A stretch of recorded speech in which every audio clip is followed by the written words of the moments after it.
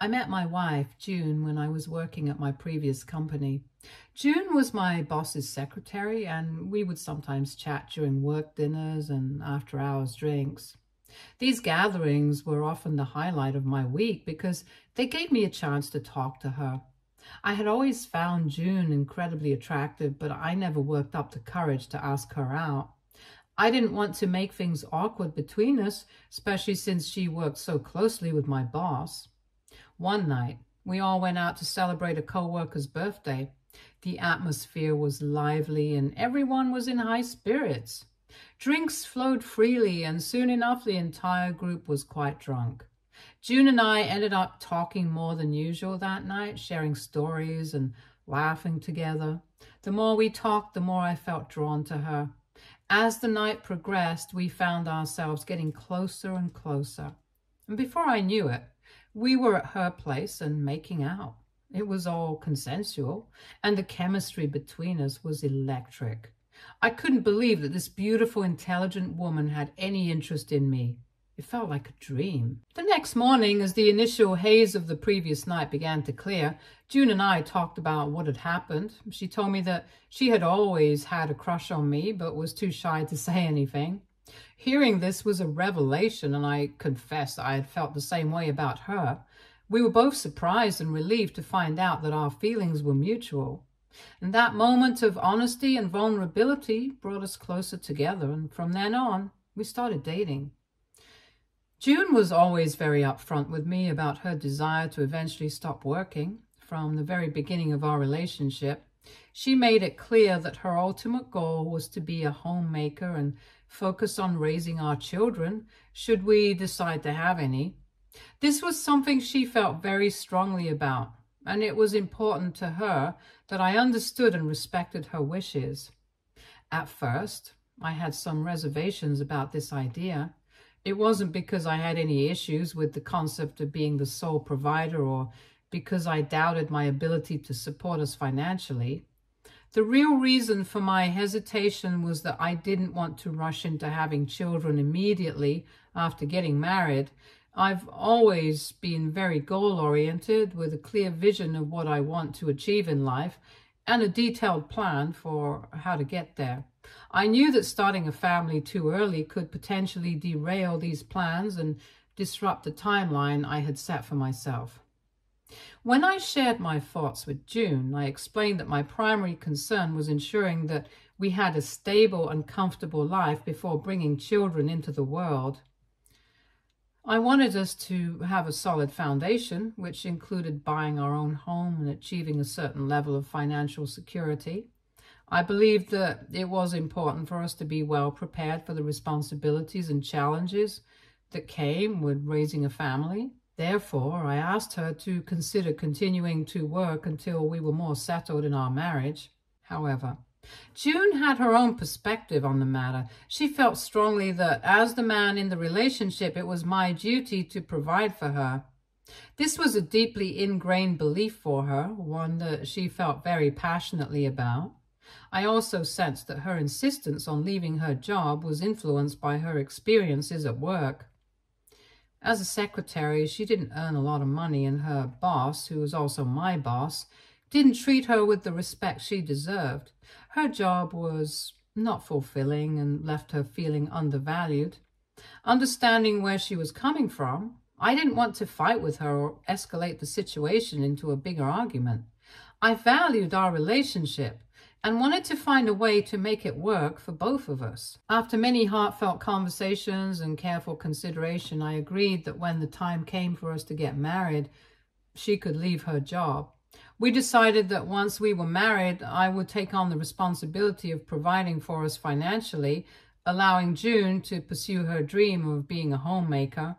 This decision brought us to a mutual understanding and allowed us to move forward with our plans for the future. Unfortunately, June was fired from her job when she accused our boss of sexually harassing her. One night, she had to stay back late to work for him, and apparently that piece of junk human had gotten drunk and tried to grope her. When she told me what had happened, she was visibly shaken. I could see the distress in her eyes as she recounted how he had cornered her in his office. his breath reeking of alcohol, and made inappropriate advances. June, being the strong woman she is, slapped him and ran away. And when she told me the whole thing, my immediate reaction was outrage. I couldn't believe that someone could treat her or anyone in such a vile manner. I insisted that she file a formal complaint.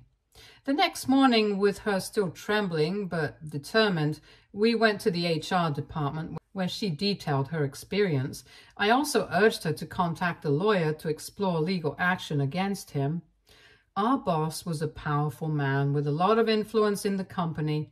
As soon as he found out about the complaint, his first move was to fire June, claiming she was insubordinate and not performing her duties adequately.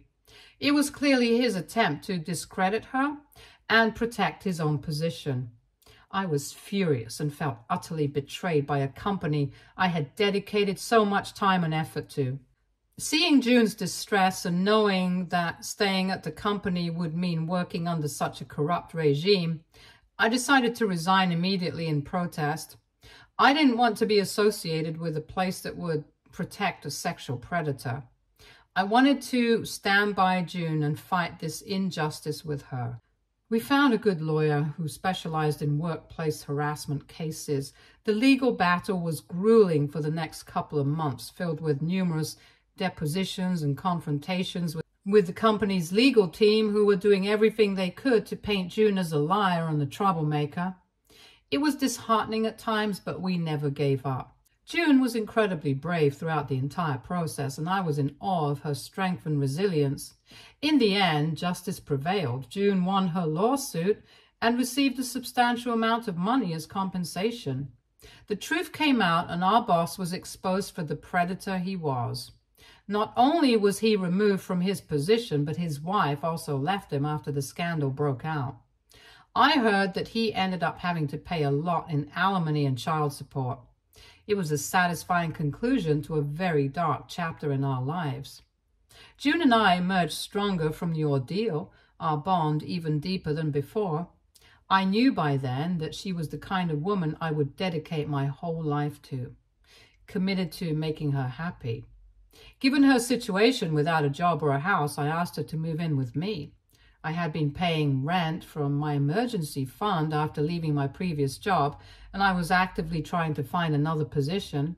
Those days were wonderful for us. Despite the challenges we faced, our love grew and we hardly had any disagreements. We spent our days exploring the city, cooking meals together, and simply enjoying each other's company. June's presence brought a sense of warmth and comfort to my life that I hadn't experienced before. Eventually, I found a job that paid even better than my previous one. This new position not only relieved our financial worries, but also allowed us to start planning our future together. June, having received a substantial amount in compensation from her lawsuit, chose not to look for another job. Instead, she dedicated her days to activities that brought her joy and helped her heal from the traumatic experience she had endured. She started going to yoga classes, which helped her regain her sense of peace and balance. She also took up painting, a passion she had always wanted to pursue but never had the time for. I didn't blame her for choosing to do those things. She deserved to heal and find happiness after everything she had gone through. We settled into a comfortable routine, supporting each other in our respective pursuits and cherishing the time we spent together. However, I have to disclose that June was always a big spender from the beginning and overly generous to the people she loved. In contrast, I'm very scrupulous with my finances and try not to spend money unnecessarily. Initially, I tried not to let her spending habits affect me, but imagine coming home to find new things she had bought from the store every day, like an exercise bicycle, a new TV, even though my old one worked perfectly fine, huge speakers and many other expensive items. I would gently ask her if these were really needed, and she would laugh and tell me how we needed to live life like royalty.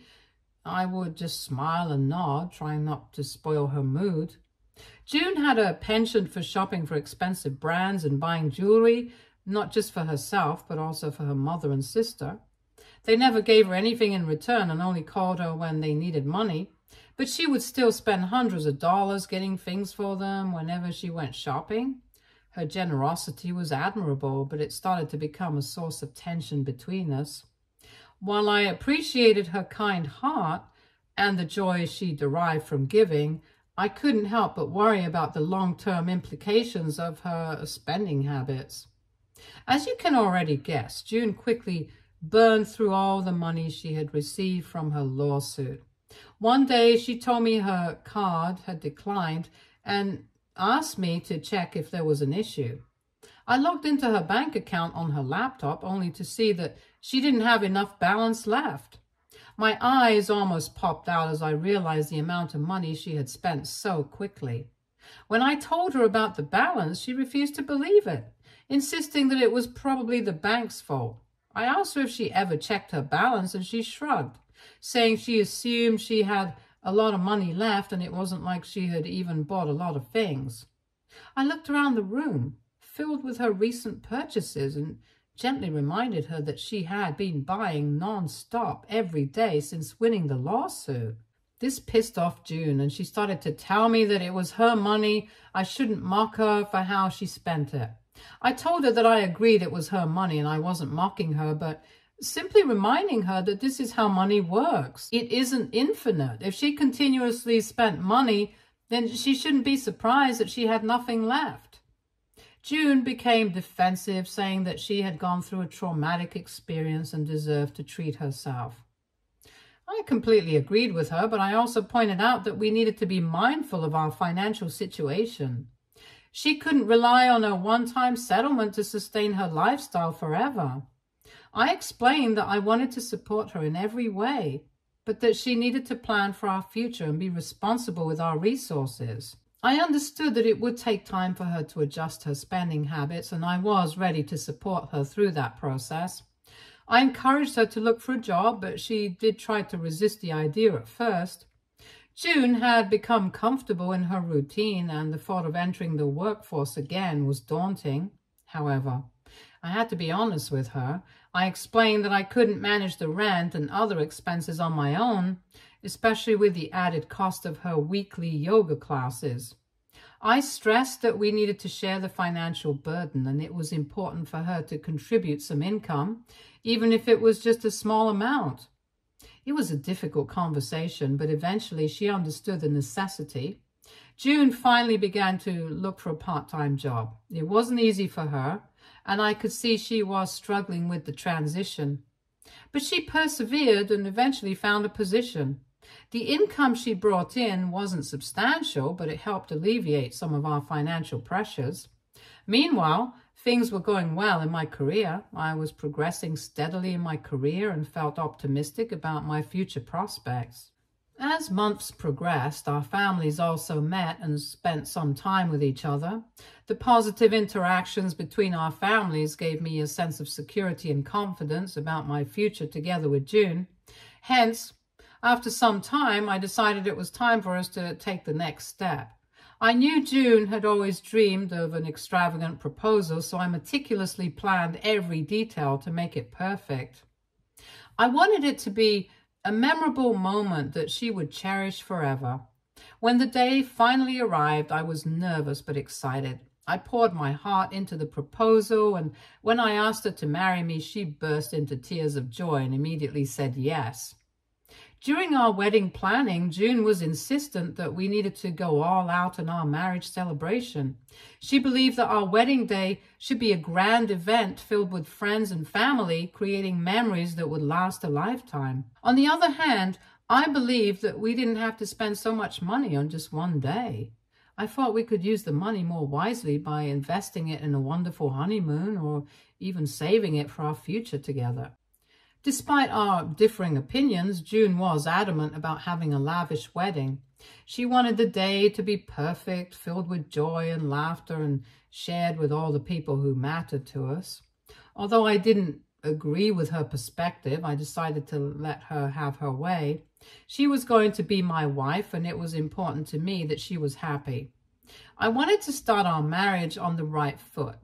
Compromising on the wedding plan seemed like a small price to pay for her joy and the harmonious beginning of our life together. So we went ahead with the lavish wedding plans. Despite my initial reservation, seeing the excitement and joy in June's eyes as we prepared for the big day made it all worth it. The wedding turned out to be a beautiful, memorable occasion, just as she had hoped. Surrounded by our loved ones, we celebrated the start of our new life together in grand style. The first thing June did after we got married was quit her job. And she did this without asking me. I only found out when I noticed she no longer used her laptop like she used to when she worked. Instead, she spent her day sleeping on the couch watching TV. When I asked her about it, she sheepishly admitted that she didn't like working, and now that we were married and since I had recently received a promotion with a salary increase, she wanted us to try for children. I was taken aback. This wasn't part of our plan. I had been very clear with her that I wanted us to buy a house first so we could raise our children there. She argued that those were just excuses and that we could raise our children anywhere. I told her that if that was the case, she should have talked to me about it before quitting her job. June retorted that her biological clock was ticking and she wanted to get pregnant soon. I told her that while I understood her concerns and definitely wanted us to have kids down the line, she couldn't just force me into these situations. For the first time, I stood by my words. Previously, I would always give in to her demands, but this time, I felt like I wasn't doing anything wrong. Was it really so bad that I wanted our children to have a family home to grow up in? I didn't want to bring a child into the world and be unable to provide them with good care, especially since June had left her job and we still had to pay for rent and other bills every month. I wanted to ensure we were financially stable before starting a family. I believed that was the responsible thing to do. I hoped that she would understand my perspective and see that my intentions were in the best interest of our future children and our lives together. However, June refused to accept this and involved her mother in our disagreement. Her mother called me later telling me how I was being a bad husband to June and how she and her husband had raised children with even less money. I listened respectfully, but I firmly told her that while she might have been comfortable raising children in poverty, I wasn't. I explained that I didn't need her opinion regarding my marriage and that she should not be calling me with unsolicited advice again. This led to a huge fight between June and me. She was furious that I had spoken to her mother that way, insisting that even her mother thought I was wrong. I remember feeling extremely pissed off by the whole situation. June couldn't see why I wanted us to be financially secure before starting a family, and her mother's involvement only made things worse. I didn't want to back down on something so important, even though it caused tension between us. Things only got worse for me after that. Since June didn't have a job, she used our joint account, which mainly had my money only, to pay for all sorts of personal expenses like her nail appointments, hair appointments, yoga classes, whatnot. At first, this was completely fine with me since I wanted my wife to take care of herself, but soon I noticed that she was withdrawing hundreds of dollars every month that were unaccounted for. This puzzled and concerned me, so I decided to confront her about it. One evening, as we were having dinner, I brought it up. I asked her directly what she was using the money for, but she tried to dodge the question, giving vague answers and changing the subject. My frustration grew, and after a few days of getting nowhere with my inquiries, I finally threatened to remove all the money from the joint account, reminding her that it was my hard-earned money after all. Faced with this ultimatum, June reluctantly confessed. She revealed that she had been giving the money to her sister, who was in dire need, because her husband had left her and their children. She tried to justify this by saying that her sister needed the money more than us, and that I should be more understanding. I was livid hearing her words. I felt betrayed and angry. While I was working long hours to secure our future and save up for a house, June was secretly giving away our money without even discussing it with me. It wasn't just about the money, it was about trust and respect in our marriage. That night, I barely slept. My mind was racing with thoughts of our future and how to protect our finances. The next day, I went to the bank and opened a personal account. I needed to ensure that the money I was working so hard for was safe and being used for our agreed upon goals. When I received the check from my work the next month, I deposited only half the money in our joint account and the other half in my personal account. When I got home, I told June that I had received a pay cut because my company was downsizing. She was surprised but didn't suspect anything more. If you're wondering why I didn't tell her the truth, it's because I knew the way she would react. I didn't do this to hide my money from her, but to save it so we could eventually buy a house, just like I had always envisioned. I was just ensuring a stable, secure foundation for us. This decision wasn't easy, and I knew it would cause more tension between us when it would be revealed, but I hoped that June would be more understanding towards me then. Over the 5 years we were married, I managed to save enough money to buy a house. I was excited about finally being able to provide us with a stable home, a place where we could start a family and build our future together. I had planned a special evening to break the news to June, envisioning her joy and surprise. However, before I could share this exciting news with her, I received a shocking revelation. A friend of mine called and, with a heavy heart, told me that his wife had seen June making out with their gym instructor. June had been working out at the gym for the past couple of months trying to get more fit and toned. She often came home late, explaining that she was out with her gym buddies. I never suspected a thing. Apparently, my friend's wife also went to the gym and sometimes worked out with June. When my friend told me about what his wife had witnessed, I felt completely numb, as I couldn't believe it. He made me talk to his wife directly, and she recounted the entire incident, describing exactly what June was wearing and where she had seen her making out with the instructor. Given that they both knew my wife well and had even come over to our place for lunch several times, I had no reason to doubt their sincerity. Listening to his wife, I felt devastated. The vivid details she provided left no room for denial. Both my friend and his wife apologized profusely for being the bearer of such terrible news. He felt awful about having to tell me, but he believed I deserved to know the truth. Despite the pain and betrayal I felt, I thanked him for his honesty. It was a harsh reality to face, but I appreciated their courage in telling me something so difficult. That night, my excitement about the house was overshadowed by the crushing realization of June's infidelity. The plans I had carefully laid out for our future didn't matter anymore. I was left to grapple with the heartache and decide how to move forward from his betrayal. The next day, while June was in the washroom, I decided to check her phone. What I found confirmed my worst fears. There were numerous explicit pictures and messages exchanged between her and her gym instructor.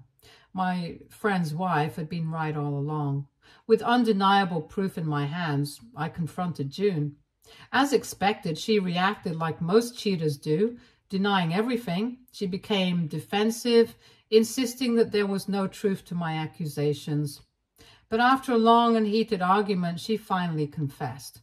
She admitted to seeing the instructor behind my back, but then tried to justify her actions by claiming that if I had listened to her and made her a mother, she wouldn't have been so bored at home with nothing to do. Hearing those words, I was overwhelmed with a mix of rage and hurt. I wanted to slap her so hard, but I closed my eyes and restrained myself. I told her that she had chosen to give up her job and do absolutely nothing while I supported her for all these years. Now she was trying to shift the blame onto me for her infidelity. During our argument, I revealed that this was why I had separated our finances and had a personal account. I explained that I didn't trust her with money before, and now, after this betrayal, I didn't trust her with my heart either. It was the most painful truth I had ever had to voice, but it was necessary. The realization that the person I had loved and supported for years could betray me so deeply was heart-wrenching. The dreams I had of a future together in the house I had worked so hard to save for felt shattered. June was beyond pissed when she found out that I had hidden such a huge thing from her for several years. She accused me of lying and hiding my finances from her, even going as far as to claim that I had been financially controlling her all these years. This accusation was laughable since I had given her everything she ever wanted. In her anger, she announced that she no longer wanted to be married to me and threatened to come after everything I owned. That week itself, June moved out, and despite the devastation I felt, I knew I couldn't give up. I had to protect myself and my hard-earned savings. I found the best divorce lawyer in my area. In my state, if a spouse cheats and you can prove it, then you're not liable to pay alimony. Since we didn't have children, I had nothing more to worry about. My lawyer was confident that we would win the case. We gathered all the evidence, explicit pictures, messages from my wife's iCloud account, which I still had the password for, testimonies from my friend's wife who had seen June with her gym instructor. With this proof in hand, we felt prepared for the legal battle ahead. In the end, the divorce proceedings went as my lawyer predicted. The evidence of June's infidelity was undeniable, and I was not held liable for alimony. June was pissed that she couldn't get anything, and she and her family continued to harass me through texts, telling me how I was not a real man and that she was going to find someone much wealthier than me. I blocked all of them and decided to concentrate on my job. Regardless of my divorce, I wanted to secure my own future, so I started doing that by first finding a house for myself. I found a beautiful property that was to my liking and within my budget. However, it needed a lot of interior work.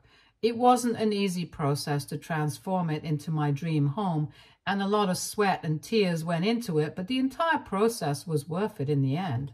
When my new house was finally ready and I decided to celebrate with a housewarming party and invite close family members and friends, it was a joyous occasion filled with laughter and good food and heartfelt conversations. After so many months of hard work and emotional turmoil, it felt cathartic to gather with loved ones and share in the excitement of this new chapter in my life. As the evening progressed, someone suggested I say a few words. Standing among the people who cared about me, I couldn't resist making a light-hearted joke. I said, "You know, I always pictured buying this house with my significant other. Guess fate had other plans.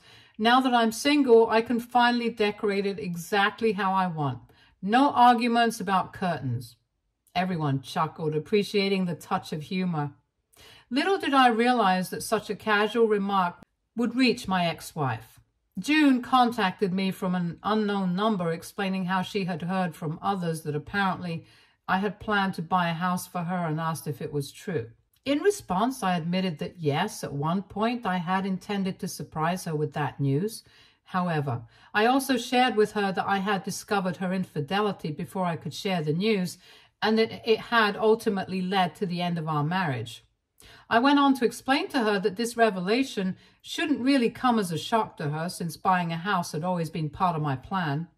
That's why I had been diligently saving money in my personal account. June then replied, accusing me of being deceitful and a coward for not informing her that I could have bought her a house, claiming that if she had known, she wouldn't have gone through with the divorce. She went on to write that she wished we were still together. Her message made me cringe so hard because my feelings for her had long since faded. I wanted nothing to do with her. I let her know that I have moved on from her and wished her nothing but the best. Despite my clear stance, June continues to message me sometimes, expressing regrets and sometimes even professing her love for me, which sometimes makes me feel guilty. AITA for not giving my ex another chance. Update 1. I can't help but laugh at some of your comments. I'm glad that no one wants me to get back with my ex, and I would like to clarify I have no intentions to do so either. It's just that I felt guilty because of her manipulations. You are right. I will block her so I won't have to interact with her further. I am happy in my life, and I'm glad that we got a divorce. At least now I won't have to worry all day about saving money, since no one's going to spend hundreds of dollars from my account on useless expenses. Stay tuned for more stories from Argo Relationships.